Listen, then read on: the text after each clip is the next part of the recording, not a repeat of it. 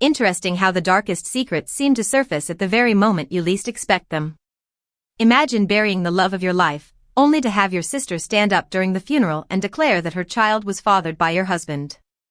As if grief wasn't enough, she produces a will, claiming she's entitled to half of everything he owned, including the $800,000 home you built together. But what she didn't know was that I held the one piece of information that would turn her entire scheme into a humiliating disaster. The funeral felt like a heavy blur of muted colors and hushed sobs, the kind of day where the air itself seemed to mourn. I sat in the front row, clutching the folded handkerchief in my lap, barely able to process that my husband was gone.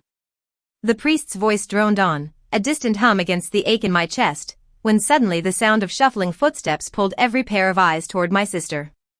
She rose from her seat, her face tight with something that wasn't grief. Then, with a voice sharp enough to slice through the silence, she announced that her son was actually my husband's child. The words didn't make sense at first. I sat frozen, unable to breathe. A wave of whispers rippled through the mourners, some gasping, others leaning toward each other with wide eyes. My heart pounded with disbelief that quickly burned into rage. Before I could even form words, she reached into her bag and pulled out a document, claiming it was my husband's will. Gasps grew louder as she declared that he'd left her half of everything, including my home.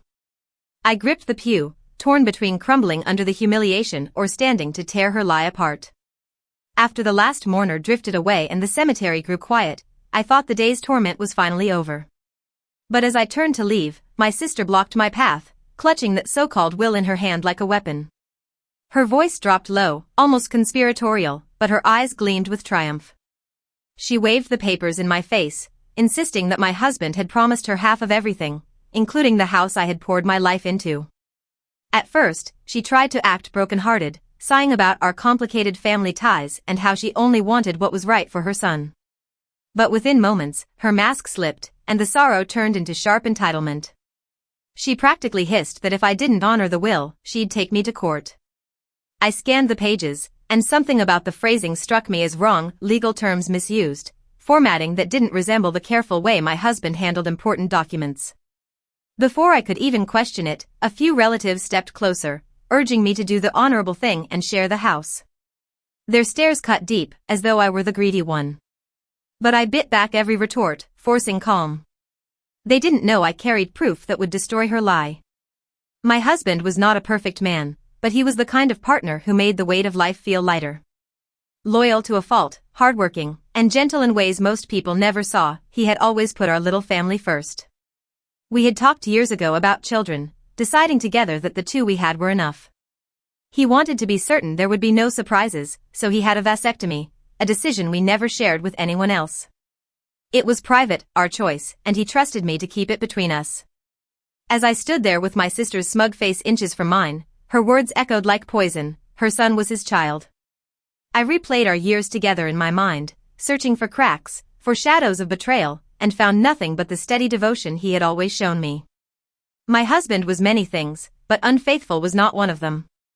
That's when the truth settled in, heavy yet liberating. What she claimed was biologically impossible. Her story wasn't just cruel, it was absurd.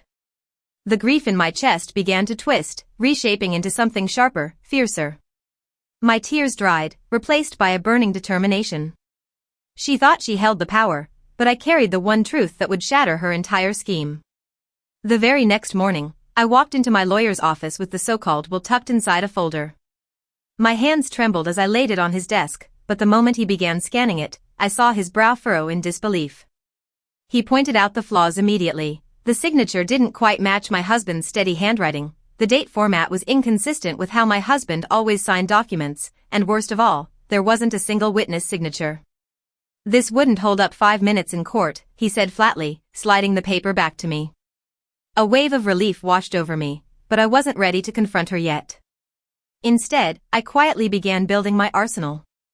I contacted my husband's doctor and obtained official records of his vasectomy, documents stamped, signed, and sealed. With those papers in my possession, I felt like I was holding a weapon more powerful than any forged will. Meanwhile, I let my sister strut around, whispering to relatives as if she had already won. Every smirk she flashed in my direction only made me stronger. She believed she had me cornered, but little did she know, I was setting the stage for her downfall, piece by careful piece.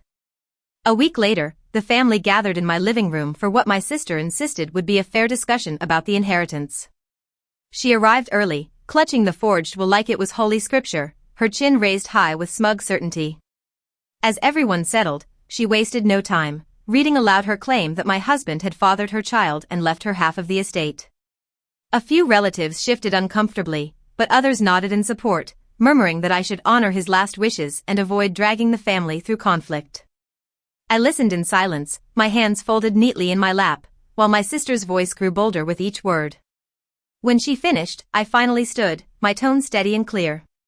"Interesting story," I said, before pulling out the sealed medical records. "But it's biologically impossible."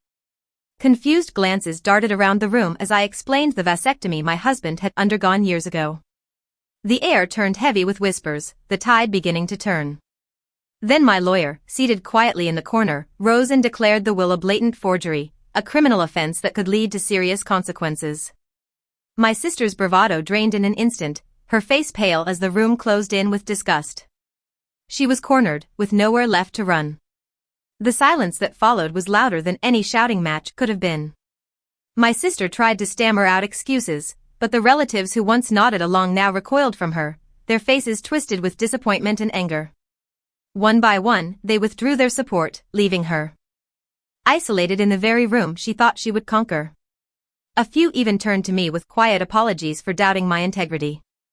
Her greed had done what years of rivalry never could, it destroyed her credibility completely.